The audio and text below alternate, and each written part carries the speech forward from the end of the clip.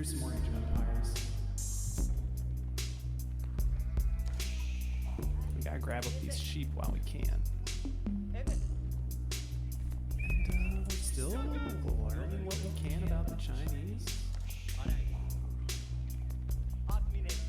We gotta grab up these sheep while we can. Hey, good to have you back. You're tuned in for some more Age of Empires action here.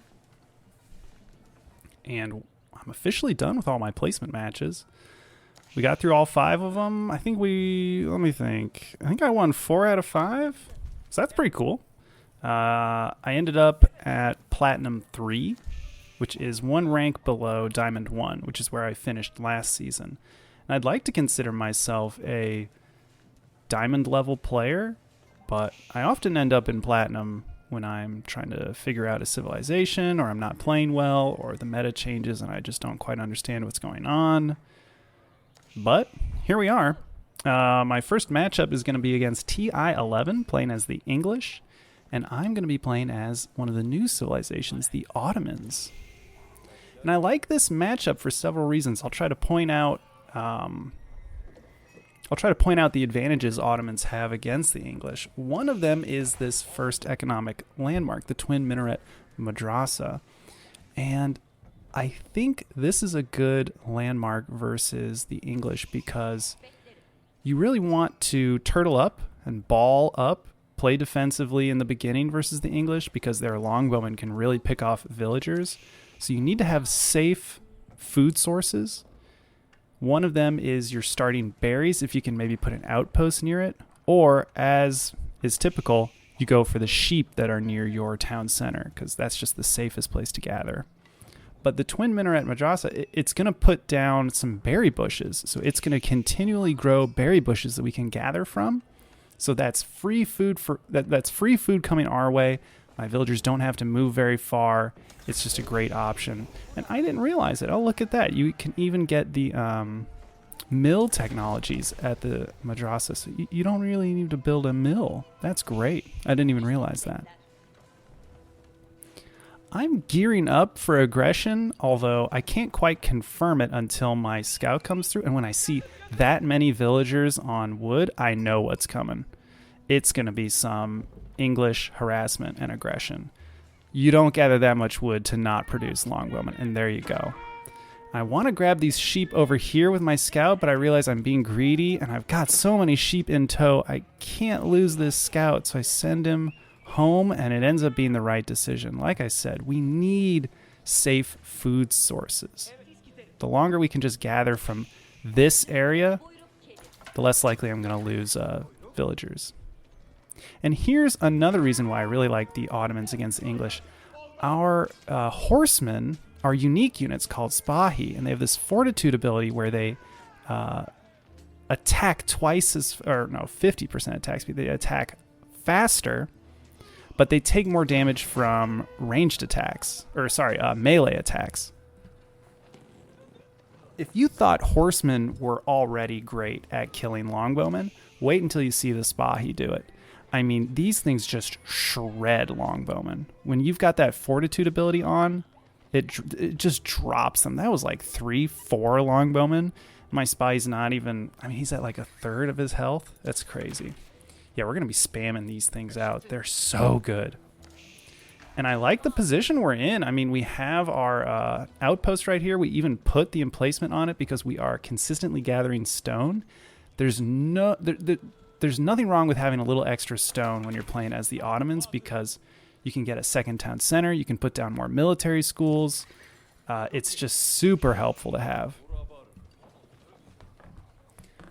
So we're going to put out a lot of Sipahi. We're also going to use our military schools, which are military production buildings that produce units for free, just very slowly. So we're going to use these military schools to produce units. I'm going to have them produce an archer. Look at that. That Sipahi probably got 4 or 5 kills. What a great trade-off. You can see we've destroyed 475 resources of his, and he's only destroyed 200 of mine. We're just trading really well. And I like seeing how well they're doing, so I'm actually going to send a few around the backside here to see if we can't harass his villagers. Because, I mean, Sipahi are great at killing archers. They're also good at killing villagers. If you do that fortitude ability, you can really just stab down villagers real quick. I'm going to keep producing. I like seeing extra scouts coming out, and I like the unit composition. Just archers and Sipahi, archers and Sipahi. That's all we really need. Sipahi are coming in. Don't see any villagers over here, so I'm going to assume they're over at the wood line. We'll cut this way, and we find the villagers. We also find a villager putting down a blacksmith. Unfortunate that he likely had his screen on this part of the map, because he was putting down a building, so unfortunately he was able to retreat his villagers pretty quickly, though we did get one kill, and we're harassing his units as he runs back home. I think we were able to maybe get a kill or two there. Ooh, but we're trading not as well anymore. Looking at the villager, I got a slight lead, kind of a consequence of killing off one or two of his villagers. We're going to move on to these deer back here. He is getting good economic technologies. You can see he's got wheelbarrow, horticulture, and double broadaxe. I have no technologies. None. But we have been trading pretty well, and it looks like we're making him spend resources. I like seeing this. These walls, it's a smart decision from my opponent. It's going to put a stop to my harassment, but at least it's costing him some resources. Would have been nice if we saw this going up and I just realized it too late. I'm going to sweep down a little bit to see if there's maybe a wall over here. There is. I'm going to keep going. Maybe we've got a little bit of a chance over here, because I'm bringing more Sipahi around. I like how effective they are. Okay, good. No walls here. We can maybe hide in this stealth forest. See if we can't find his army soon enough. Again, really glad we've got the 2 scouts. We're kind of just saving up for the Castle Age. But we need to get vision of his army to see if he's going for a big Feudal Age push or if he's going for Castle Age, because we've kind of got conflicting information about that. He's got a big standing army. He's got a blacksmith. That makes me think he's going to get aggressive. But he has an outpost at the front of his base, and he's been walling up a lot. It's really hard to tell. Oh, lose the scout. Unfortunate. As his army's coming forward, we're going to send this group of Sipahi and a scout forward. We're going to maybe pick off stragglers, because we are aging up currently. Don't want to lose to this aggression. He's got a good timing here. I want him to pull his army back. If he can pull his army back, that'll give us a good chance. And it looks like we might have done that. Yeah, maybe we just slowed things down. Would love to snipe this longbowman and get back to work. This stealth forest, we should probably just hang out in it. I love it. It seems to be working really well. We're putting down a stone wall to try and stop his aggression. And we just got a vizier point. That's another unique thing for the Ottomans. You can spend vizier points to get a variety of bonuses for your civilization. One of them that I got gave me a bunch of sheep. I figure why not continue to play defensively? So we get these bonus sheep, and it also increases our mining rate. Cool. We're also mixing in some maters. These maters, they can't attack, but they provide an aura, like something that buffs your army as long as they're near the maters. So we can either give increased attack speed, increased melee armor, or increased ranged armor. The ranged armor is going to be really helpful versus the English. Yet another great reason why the Ottomans are just effective against the English. Don't like this. That is way too many longbowmen. We have to back off. We're going to try and draw him into this outpost. Lose a villager. But we've aged up. I think my opponent is still saving for it. And he misrallies a little bit here, so we can actually come forward, pick off a few of these units. Look at that. His army gets reduced a little bit. And yeah, we've switched to the ranged armor drums. So our third age landmark is the Mehmed Imperial Armory. This thing is just like those military schools where they auto-produce units for free, but this one's for a siege units. So this is like a siege workshop that works automatically. Super helpful. He's coming within range of my outpost, and it is hurting him. He's going to back off, and I'm going to keep my Mehmed Imperial Armory on mangonels, because mangonels are just going to shred his longbowmen. We're attacking the palisade gate, but I think I saw a chop through over here, so his walls are starting to come apart, because he's really chopped all this down. He's been really aggressive making his longbowmen, so he's just been chopping away. Look at it. His wood income's at nearly 600. Well, we got some dogs. One moment here. Sorry about that. Dogs are very hungry right now. And we're seeing some... Oh, yep. His army rolls up, shreds my Sipahi. We have to back off. And it looks like he's pursuing. I'm happy with that. It means that we can get a little extra units, a little more technology before he attacks. Because we're just anticipating an attack from him, but then we realize, okay, he's walled all this off to kind of play defensively, but he's also walled this off. He was kind of trying to contain us. That's when I look at the map and realize, oh, he's starting to go for a English contain, where he's just going to wall us in and then use siege units to knock us down. When I see his units clear out these Sipahi, I realize, okay, this is a chance for me to push out and get a presence on the map. I'm going to do it by pushing out with my army, and I'm also going to bring along these Janissaries, another unique unit from the Ottomans. They're terrible against his longbowmen, but they're pretty effective against everything else. We're going to push forward, clear out his outpost that he had here. If we can get a presence out in the middle of the map, it'll break through the contain, and hopefully we can put on some aggression. Opponent makes it to the Castle Age. That puts him on 2 town centers. He's no doubt gone King's Palace, and I have a second town center producing as well. Although we need to get back on the villager production. I don't like seeing this idle. We really needed to take advantage of our 2 town centers here. Yeah, I would love to see more villagers. There we go. Okay, good, good, good. And I like this, too, these outposts that are going up on the front lines. We're starting to kind of take an advantage. We do have a bigger army, and we are starting to get good positioning. We're walling this off with stone walls, and we've set up a position forward here with our mangonel, and we've actually got a target for the mangonel. We can actually take out these barracks here. We also spot a villager working on a blacksmith up here. We'll send some Sipahi in for a quick villager snipe.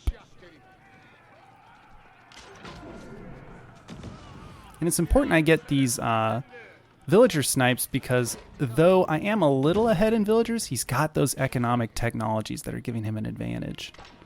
Though we are starting to get, looks like we got double broadaxe, and we do have ranged armor, so that's good. Now this is what I like to see, my Sipahi getting onto his villagers. Oof, the longbowmen are trying to defend. And additionally, we've sent Sipahi down here after we broke through the wall, and we found a villager over here as well.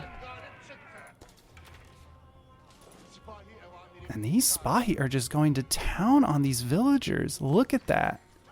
Up to 7 villager kills. Why doesn't he send units to respond here? He really needs to put a stop to all this harassment, because soon enough I'll be able to use the fortitude ability again, and these Sipahi are just going to keep attacking as rapidly as possible. There's the King's Palace. We see a bunch of villagers here mining gold. We're going to use our knights to charge in, and these villagers don't have textiles. They're so weak. His army is all over the place. He doesn't know where to send them. The Sipahi are getting kills up here. The knights are getting kills down here. This multi-prong harassment is just going so well. And now there's Sipahi on the backside attacking his villagers in the farmlands and these berry patches. Nowhere is safe for his villagers. Look at the villager lead we're getting. All we need to do is stay alive, not lose out our army to his big one, and we'll win. We noticed that his man-at-arms are kind of isolated. They're not supported by longbowmen anymore, so we're going to go in and attack. The Janissaries are doing good work because they have high damage. They can kind of punch through these man-at-arms armor. And we find more villagers here. These Sipahi are dead. These Sipahi are working on his stone mining villagers. That's 37 villager kills in like a minute and a half, 2 minutes. I mean, that was just a slaughter. Now we just need to stay in our defensive positioning with our outpost. We're going to put a siege workshop down in the front. The Mehmed Imperial Armory is still producing trebuchets. Could maybe switch it over to Springalds. But yeah, we're just positioning our ranged units wherever we see villagers. Getting good kills. Yep, even more villager kills. And these Sipahi are just burning down everything. I decided to have the trebuchet go after his production. Figured that'd be a good option. Rather than trying to go for these really high hit point buildings. We've also got a ram. I mean, this mix of siege is really putting on the pressure. You can see how much he's losing. And he can't just use his longbowmen to destroy them. He's having to get, Springalds out. And hopefully I'm recognizing this. It looks like I just don't have the gold to really produce Springalds, but I should really start producing them. I've got great income for food and wood. I mean, my income is just miles ahead of his after all those villager snipes. Smart to have the Springalds. I don't want my Janissaries getting involved with his man-at-arms. Oh, the longbowmen are scary. So is the Springald. But we've destroyed his man-at-arms. We're going to go in and take on his longbowmen. Again, the Janissaries, you can see they just get completely destroyed. But as long as we're trading, we're happy. He's got good upgrades. You can see he's actually got 2 ranged attack, 1 ranged armor, and he's getting veterancy for his longbowmen. But what can he really do? He's lost way too many villagers, and he can't push forward here. This outpost is too annoying, and I've got all this cavalry waiting in the wings. We're capturing sacred sites, returning relics. I think we got him. I mean, just the sheer villager kills was out of this world. There was no coming back from that. Hoping we can rank up into Diamond really quickly, and I'm liking the Ottomans so far. Hoping we can play with them more. Catch you for the next game.